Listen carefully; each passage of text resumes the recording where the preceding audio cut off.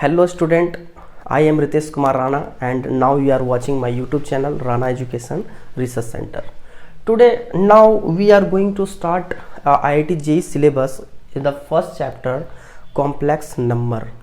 Basically, first of all you should understand that the different kind of the numbers are present in the number systems. Okay, so complex number is the one of the numbers which are associated with the number system. Okay, basically the definition of complex number is that complex number are the numbers that are expressed in the form of a plus iota b, where a and b are real and I is equals to minus root negative square root of negative unit values. Okay, is an imaginary numbers is called iota. Basically the iota is represented as a Greek word I. Okay, so and the complex number are denoted by z. Okay, so we can write that the complex number z is equals to a plus iota b, or a is actually real parts.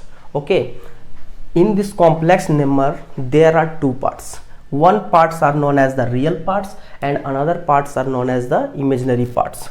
So here a is real part which is represent as real of z. Okay, real part of z is equals to a, and another parts are known as imaginary parts which is represented as imaginary part of z, which is b. Okay, and another things, these terms I, b, actually b is not equals to 0, then it is known as the imaginary number. So note down, there are three cases around this complex number. One of the cases are purely real. Whenever a complex number are purely real, if imaginary part of that complex number are 0, then we can say that the complex number are purely real. And if the real part is 0, then that complex number are known as purely imaginary numbers. Okay, and if b or imaginary part is not equals to 0, then that number are known as the imaginary numbers. So the another way to represent this complex number is real part of z plus iota imaginary part of z. These 4 points, basically these 4 points are very simple points, but it is the very important. Okay, the first point is the complex number do not possess the properties. This kind of properties does not possess. That is, if two complex number, one z1 is greater than z2 or z1 is less than z2, this one is the meaningless. Okay, and the second things are the complex number 0 is equals to 0 plus iota 0 is purely 0. It may be purely 0 or purely real or purely imaginary, but it is the not a imaginary number. If we can say that 0 is imaginary number, that is the meaningless. This is not imaginary number. Basically 0 is real number. So it may be purely real number, it may be purely imaginary number, but it does not imaginary number. Okay, the property root over a into b is equals to root a into root b holds good only at least one of a or b is positive. Okay, condition is that if both are negative, then it's according to imaginary numbers, these relations are not true. Okay, so one of the a or b must be positive in this case. Okay, and fourth thing is that iota. Basically the discussion part of the iota is the most important, because it is the very important for in this chapter. Basically If I is equals to root minus 1 is called iota. So squaring both side, this one is the iota square is equals to minus 1. Now multiplying both side iota, so iota q is equals to minus iota. Okay, iota q is equals to minus iota. Now further multiply by iota, then iota 4 is equals to minus iota square. Putting this value minus 1 into minus, this is plus 1. So iota square is equals to minus 1, iota q is equals to minus I, and iota का power 4 is equals to 1. In general, we can say that in general the power of I is 4n. Okay, where n is any integer. Okay, where n belongs to any integer number, like that 1 2 3 4 5 or minus 1 2 minus numbers. Okay, integer. Okay, so in general the power I का power 4n is equals to 1, I का power 4n plus 1 is equals to I, and so on. Okay, so these 4 points are very important for the complex number. अब हम बात करने वाले हैं conjugate complex number का. ठीक है, the complex number z is equals to a plus iota b and z bar is equals to a minus iota b, where a comma b are real number and i is equals to root over minus 1 and b is not equals to 0 are said to be complex conjugate to each other. Basically हम लोग यहाँ पे देख रहे हैं कि a plus iota b और a minus iota b में I is minus I. Okay, I is replaced with minus I. तो इसका मतलब कह सकते हैं कि किसी भी कॉम्प्लेक्स नंबर का अगर हम लोग को उसका कंजुगेट निकालना है तो जस्ट उसका I को माइनस आई से रिप्लेस कर देंगे. ठीक है, तो हमारा कंजुगेट निकल जाएगा.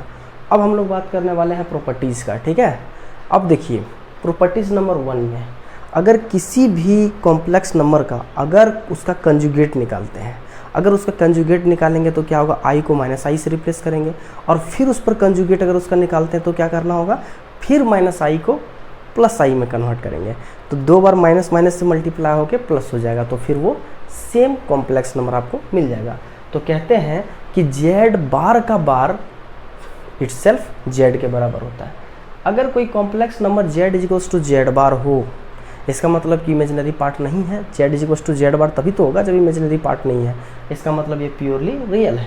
अगर Z is equals to minus Z bar हो जाए, माइनस निकल रहा है, इसका मतलब क्या है कि रियल पार्ट नहीं है, आई माइनस आई से हम लोग रिप्लेस कर रहे हैं, तो इसका मतलब ये प्योरली इमेजिनरी का केस है. ठीक है, अगर किसी कॉम्प्लेक्स नंबर का अगर रियल पार्ट अगर आपको जानना है तो हम लोग क्या करेंगे कि Z plus Z bar divided by 2 करेंगे. जस्ट उसके कंजुगेट को ऐड करके डिवाइडेड बाय 2 करेंगे. अगर इमेजिनरी पार्ट निकालना हो तो जस्ट हम लोग क्या करेंगे, Z minus Z bar divided by 2i, just उसके कंजुगेट से माइनस करेंगे और 2i से डिवाइड कर देंगे. ठीक है, अब देखिए एडिशन में अगर कंजुगेट है, अगर z1 प्लस z2 पर होल कंजुगेट है तो हम लोग अलग अलग कंजुगेट करके उसको ऐड कर सकते हैं. ये nth टर्म के लिए वैलिड है. अगर z1 plus z2 plus z3 plus z4 अगर zn तक है तो कंजुगेट हमारा अलग अलग हो जाएगा. इस सिमिलरली हमारा क्या है कि z1 माइनस z2 में भी इसी तरह सेम केस चलेगा.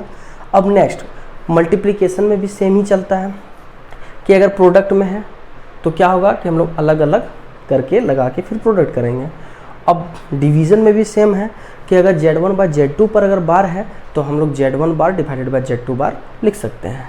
अगर z1 बार इंटू z2 बार plus z1 bar into z2 अगर हो तो ये रियल पार्ट ऑफ इसका या रियल पार्ट ऑफ इसके जस्ट बराबर होगा. ठीक है, नेक्स्ट अगर zn पर बार हो तो हम लोग क्या कर सकते हैं इसको कि z पर बार लगा के पावर n कर सकते हैं. ठीक है, अब देखिए नेक्स्ट जो 12th नंबर में ये मोस्ट इंपॉर्टेंट प्रॉपर्टी है. ये प्रॉपर्टी से बहुत सारे क्वेश्चन सॉल्व होते हैं. अगर कोई function z is equals to अगर f ऑफ z1 है, किसी कॉम्प्लेक्स नंबर का फंक्शन है, ठीक है, तो हम लोग अगर यहाँ पे बार निकालेंगे तो जितने भी कॉम्प्लेक्स फंक्शन होंगे सभी का बार हो जाएगा. इसका मतलब जहाँ जहाँ आई होगा वो माइनस आई से रिप्लेस हो जाएगा. तो ये किसी भी डिफरेंट काइंड ऑफ फंक्शन अगर दिए हुए हैं तो उस जगह पर हम लोग इसका प्रॉपर्टी को यूज़ करते हैं.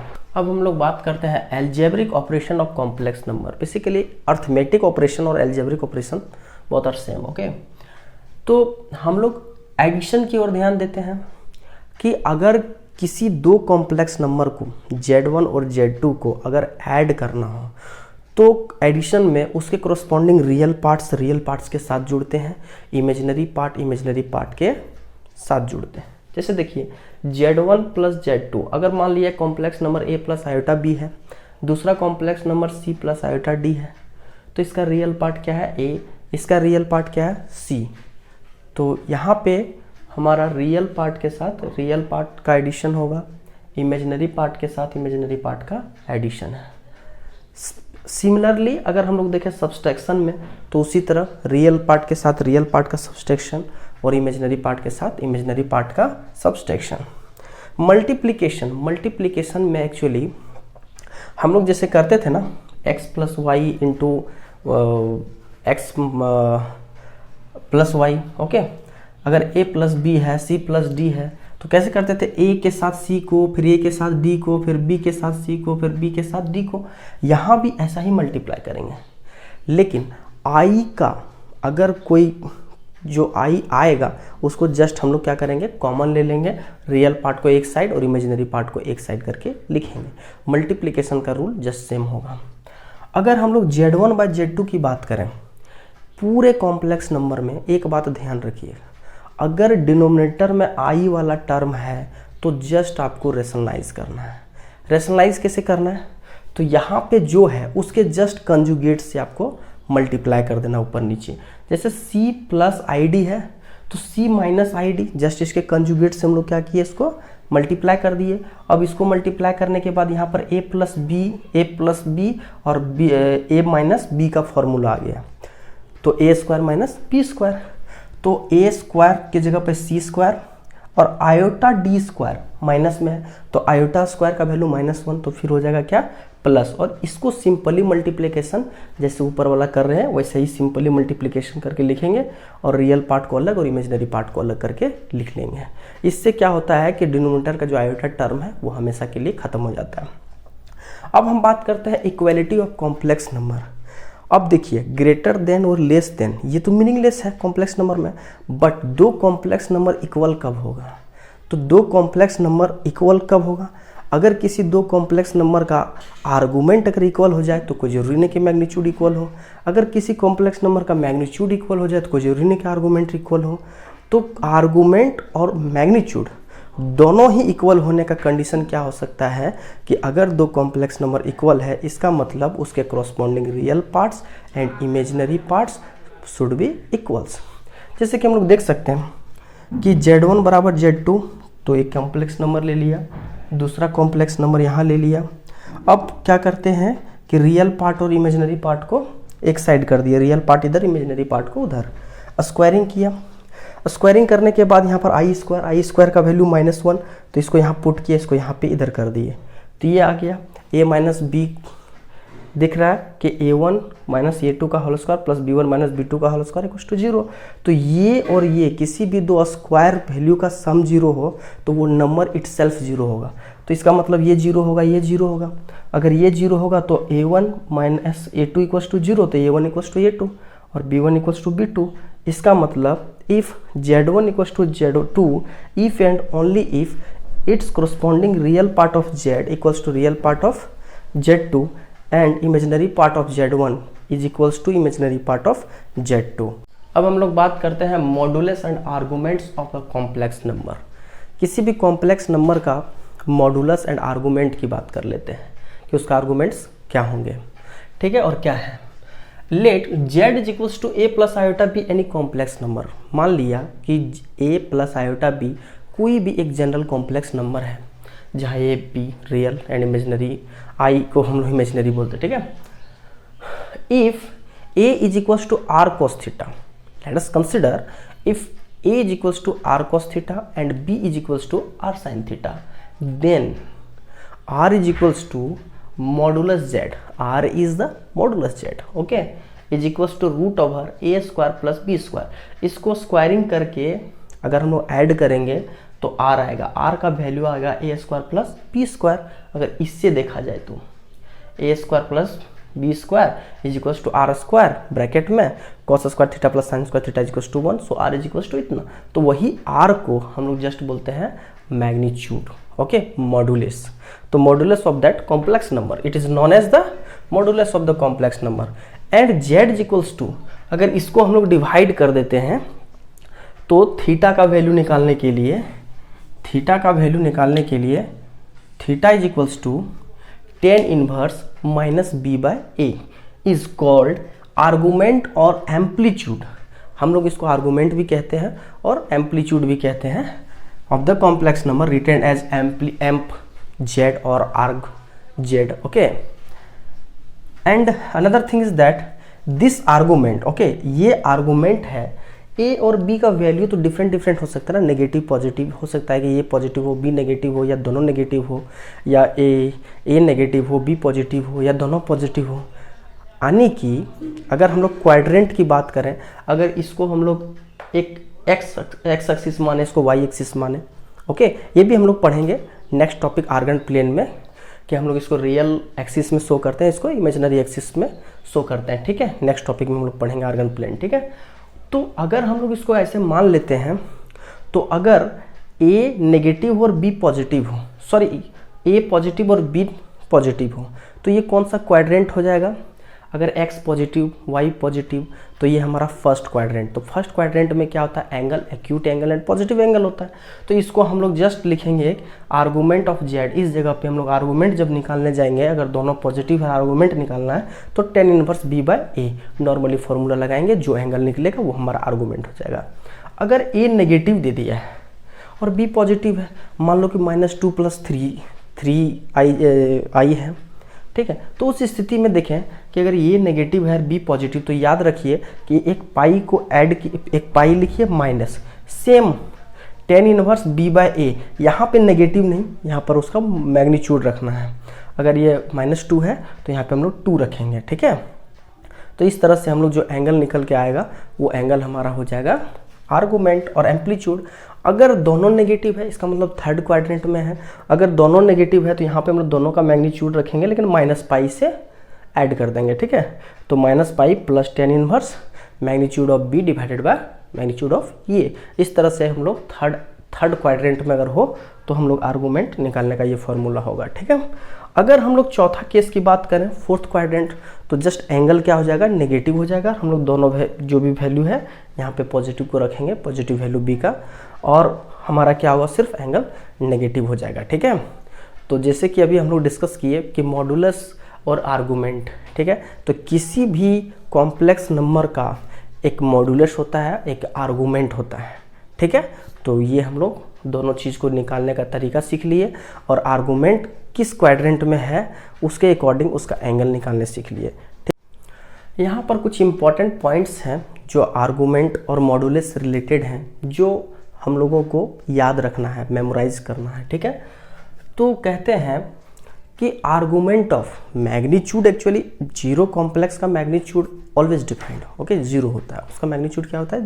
जीरो कॉम्प्लेक्स का zero magnitude, but argument is not defined, okay. यहाँ पर क्या है कि यहाँ tan इनवर्स 0/0 हो जाएगा ना, तो इस जगह पर क्या है कि आर्गूमेंट डिफाइंड नहीं होता है। किसी भी जीरो कॉम्प्लेक्स नंबर या जीरो कॉम्प्लेक्स नंबर का आर्गूमेंट डिफाइंड नहीं होता है। दूसरा, इफ अगर कोई भी कॉम्प्लेक्स नंबर Z1 और Z2 इक्वल हो, तो हम लोग क्या बोले थे कि उसका कोरस्पॉन्डिंग रियल पार्ट्स और इमेजिनरी पार्ट्स इक्वल होंगे। अगर रियल पार्ट्स और इमेजिनरी पार्ट्स इक्वल होंगे यानी कि सेम कॉम्प्लेक्स, और सेम कॉम्प्लेक्स नंबर का मैग्नीट्यूड सेम होगा और उसका आर्गूमेंट भी सेम ही होगा। तो यही कह रहा है कि if Z1 equals to Z2, if and only if magnitude of Z1 is equals to magnitude of Z2, और modulus of Z1 is equals to modulus of Z2, and argument of Z1 equals to argument of Z2, okay। Third point, if argument of Z, अगर Z का argument अगर ±π/2 हो जाए, अगर ±π/2 कब होगा हम देखते हैं। थीटा का वैल्यू π/2 कब होगा? तो tan इनवर्स जब समथिंग, मान लो कि b/a इक्वल्स टू 0, यानी कि a 0 हो जाए। a जब 0 होगा तभी तो ±π/2 होगा ना, यहाँ पे 0 रखेंगे तो माइनस इन्फिनिटी, सॉरी इन्फिनिटी, तो टेन इनवर्स इन्फिनिटी का वैल्यू π/2। तो कहने का मतलब है a इक्वल्स टू 0। तो अगर a इक्वल्स टू 0 इसका मतलब क्या हो गया, प्योरली इमेजिनरी।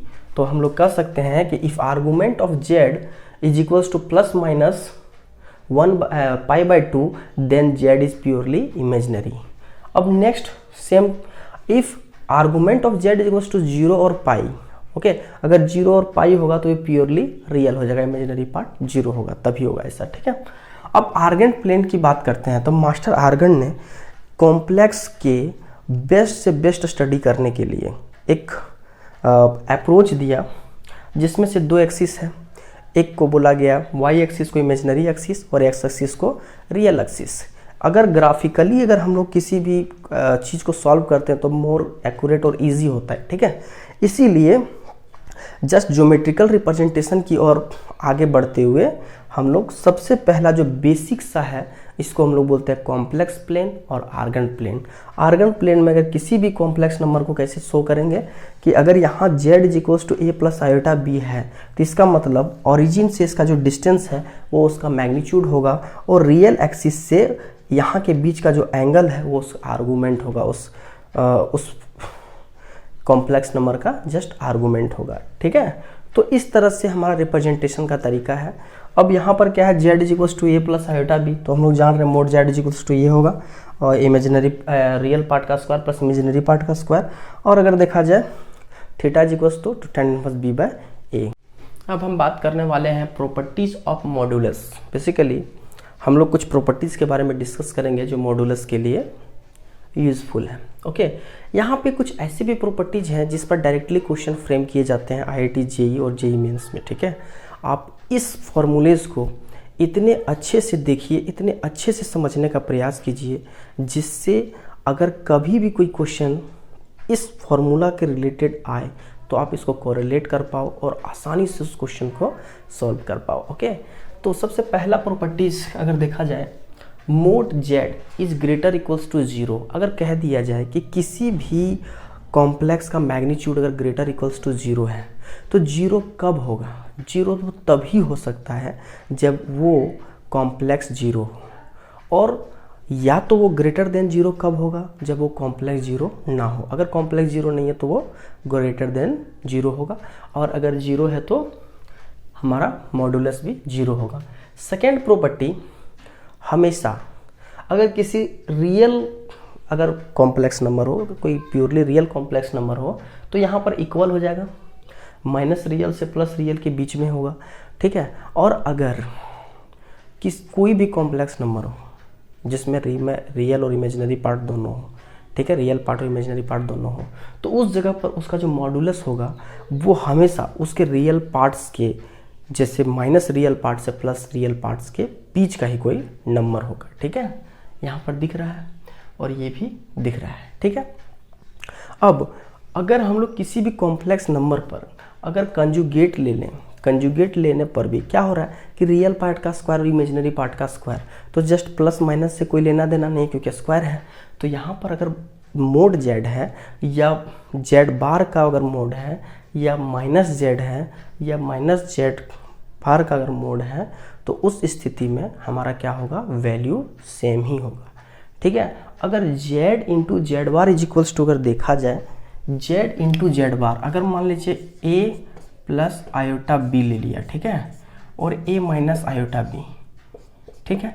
इस स्थिति में क्या होगा, a square minus b square यानी a square iota square into b square, इसका वैल्यू -1 यानी a square plus B square. तो इसको हम लोग रूट का जस्ट क्या कर सकते हैं, स्क्वायर। ये आपको दिख रहा है कि मोड z का जस्ट स्क्वायर। तो कभी भी दो कॉम्प्लेक्स नंबर, कोई भी कॉम्प्लेक्स नंबर को उसके कंजुगेट के साथ अगर मल्टीप्लाई कर देंगे तो जस्ट इसके मॉडुलस के स्क्वायर के बराबर होता है। अगर टू कॉम्प्लेक्स नंबर अगर मल्टीप्लिकेशन में है उसका जो मॉडुलस होगा वो ईच कॉम्प्लेक्स का मॉडुलस के प्रोडक्ट के बराबर होगा। अगर दो कॉम्प्लेक्स को मल्टीप्लाई कर लिया गया उसके बाद मॉडुलस निकालते हैं, कुछ वैल्यू आता है, अगर दोनों का मॉडुलस निकाल के मल्टीप्लाई कर देंगे तो उसके जस्ट इक्वल होगा। ये n number of complex number के लिए वैलिड है। अगर Z1, Z2, Z3, Z4 सब मल्टीप्लिकेशन में है और एक साथ मोड है तो मोड को हम लोग अलग अलग लिख सकते हैं। अब देखिए ये मोस्ट इंपॉर्टेंट है जिसको हम लोग बोलते हैं ट्रायंगल इनइक्वलिटी। इसको हम लोग फिर से डिस्कस करेंगे ग्राफिकल ट्रांसफॉर्मेशन, जब ज्योमेट्रिकल रिप्रेजेंटेशन बताएंगे उस जगह पर, इसका ज्योमेट्रिकल रिप्रेजेंटेशन में उस जगह पर आपको दिखाएंगे ट्रायंगल इनइक्वलिटी कहाँ से आता है। ठीक है, ये फॉर्मूला। तो यहाँ पे जस्ट देखना है कि Z1 प्लस माइनस Z2, यहाँ पर प्लस भी हो सकता है माइनस भी हो सकता है, ये हमेशा इस वैल्यू और इस वैल्यू के बीच में लाई करता है। ठीक है, अगर हम लोग Z का पावर n का अगर मॉडुलस निकाल रहे हैं या Z का मॉडुलस का पावर n लगा रहे हैं तो ये दोनों बात सेम हुआ, तो ये दोनों इक्वल होंगे। ठीक है, नेक्स्ट जो 9th प्रॉपर्टी है Z1 प्लस माइनस Z2 का होल स्क्वायर। ओके, तो हम लोग इसको क्या कर सकते हैं, अलग अलग करके मल्टीप्लाई करेंगे। तो मल्टीप्लाई करने के बाद जैसे यहाँ पर आ गया ना Z1 प्लस माइनस Z2 का होल स्क्वायर, ये प्रॉपर्टी लगाएंगे Z इंटू जेड बार, इसको लगा के फिर मल्टीप्लाई करेंगे तो ये वाला आ जाएगा। अब इस वाले को अगर हम लोग मल्टीप्लाई करके देखेंगे तो ये वाला आपको मिल जाएगा। यहाँ पर क्या है, θ1 क्या है कि आर्गूमेंट ऑफ Z1 एंड θ2 क्या है, आर्गूमेंट ऑफ Z2। तो Z1 और Z2 का जस्ट आर्गूमेंट का डिफरेंस है ये फॉर्मूला। तो ये जो है Z1 प्लस Z2 का whole square plus Z1 minus Z2 का whole square equal 2 into Z1 square plus Z2 square. अब हम लोग देखते हैं प्रॉपर्टीज ऑफ आर्गूमेंट। ओके, तो सबसे पहले आर्गूमेंट्स के प्रॉपर्टीज में जाने से पहले आपको ध्यान रखना है कि आर्गूमेंट में यहाँ पे क्या है कि 2k प्लस पाई, जिसमें k का वैल्यू 0, -1 और +1 होता है। ठीक है, क्योंकि दो आर्गूमेंट डिफर जो होता है वो 2k पाई से होता है। ठीक है, तो argument of Z1 into Z2, देखिए यहाँ पे क्या है कि जस्ट लॉग के प्रॉपर्टी की तरह है। लॉग में क्या होता था कि log m into n is equals to log m plus n या log m by n is equals to log m minus n, just like उसी तरह का प्रॉपर्टीज देखने को मिलता है इसमें। Argument of Z1 into Z2 is equals to argument of Z1 plus Z2। Okay, argument Z1 plus argument Z2 plus 2k pi. Next, अगर argument of Z1 by Z2 तो argument of Z1 minus argument of Z2 plus 2k pi. Okay, if argument of Z1 divided by Z1 bar is equals to 2 into argument of Z1 plus 2k pi. Okay, and argument of Z के power n, log में भी क्या होता था, a के power n है तो n multiply हो जाता था। तो आर्गूमेंट ऑफ Z के power n is equals to n into argument of Z plus 2k pi. यहाँ पर क्या है कि अगर कंजुगेट का अगर हमको निकालना है तो जस्ट हमारा आर्गूमेंट क्या होता है, 0 हो जाता है, सॉरी जस्ट माइनस हो जाता है। क्यों, क्योंकि आर्गूमेंट जो होता है आप लोग देखे होंगे आर्गन प्लेन में अगर बात करें, अगर हमारा Z यहाँ है, ओके, अगर Z यहाँ है तो जस्ट मिरर इमेज यहाँ पे होता है Z बार। तो यहाँ का अगर आर्गूमेंट थीटा है तो यहाँ का आर्गूमेंट जस्ट माइनस थीटा हो जाएगा, यानी कि Z का अगर आर्गूमेंट थीटा है तो Z बार का आर्गूमेंट माइनस थीटा हो जाएगा। उसी तरह argument of Z bar is equals to minus argument of Z के just negative. Argument Z is equals to 0, अगर किसी भी कॉम्प्लेक्स का आर्गूमेंट अगर 0 है तो वो रियल है। हम लोग पहले ही देखे थे कि आर्गूमेंट 0 और पाई हो तो रियल होगा, प्योरली रियल होगा, और अगर argument plus minus pi by 2 हो तो प्योरली इमेजिनरी होगा। तो हम लोग नेक्स्ट वीडियो में देखेंगे इसके आगे।